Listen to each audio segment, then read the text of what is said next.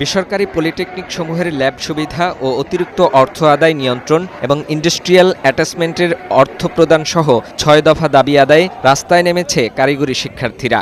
সরকারি বেসরকারি polytechnic institute ও technical school and college TSC সহ বাংলাদেশ কারিগরি শিক্ষা বোর্ডের আওতাভুক্ত শিক্ষার্থীদের জোট কারিগরি ছাত্র আন্দোলন বাংলাদেশের ব্যানারে রাজধানীর তেজগাঁয়ে সড়ক অবরোধ করে।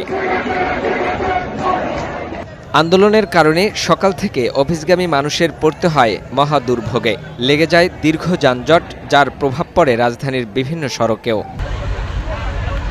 দাবি আদায়ে রেল লাইন বন্ধ করে বিক্ষোভ করে খুলনা পলিটেকনিকের শিক্ষার্থীরা। রেল স্টেশনে আটকে আছে ঢাকাগামী চিত্রা, চিলাহাটিগামী রকেট মেল। এছাড়া যশোরের নওয়াপাড়ায় আটকে আছে চিলাহাটি থেকে ছেড়ে আসা সাগরদাড়ি এক্সপ্রেস।